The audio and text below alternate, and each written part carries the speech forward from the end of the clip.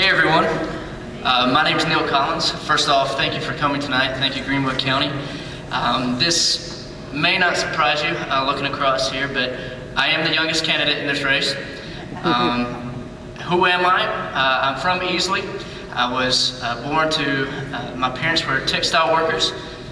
We grew up in Easley, but we moved around. My stepfather, he developed his own business. It was a locksmithing business.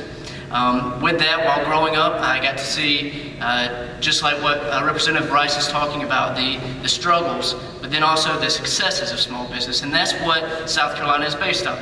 I graduated from Easley High School. I went to Furman University. After Furman University, I went to South Carolina School of Law, and I've been in private practice for the past a little over 2 years now. So what is my platform? My platform is responsibility, recovery, and reform. Under responsibility, first and foremost, I think no matter what the issue is, whether it's fiscal or social, we should first ask ourselves, what does personal responsibility play in this matter? Unfortunately, we don't do that. We don't do that anymore.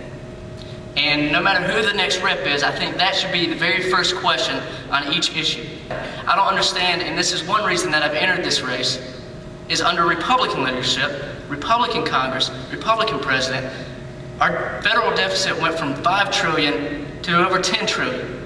I don't understand that.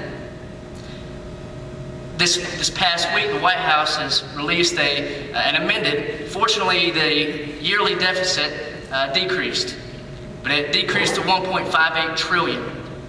Think about that, in this 1 year, $1.58 trillion, when in 2000 we had a total from our founding until 2000 of $5 trillion.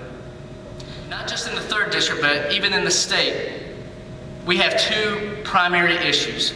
Two issues that will help South Carolina recover, help 3rd district recover and prosper. And that's jobs and that's education. The next representative, whoever it may be, needs to be a leader, needs to be somebody who can speak to a CEO, bring business to our district, be principled to keep taxes low for small businesses, but also at the same time be able to relate to somebody who is not a CEO, who can go into governmental housing, who can go into mobile home subdivisions. Because at the same time, that representative needs to enlarge our brand. Under education, I think it's primarily a local concern, but the federal government, unfortunately with our tax scheme, it's the one that's adept that will help us with our higher institutions. It will help students like I was to go from a high school to take a student loan, to take a student scholarship and better themselves, and to have the opportunity to be speaking here today. It also can give administrators and teachers the ability to reform, to have grants, and reform our system, our primary school system. So those are our two primary issues. Responsibility, recovery, reform. Of course I mean on the issues, but more importantly I mean on the candidate and I mean on the political process.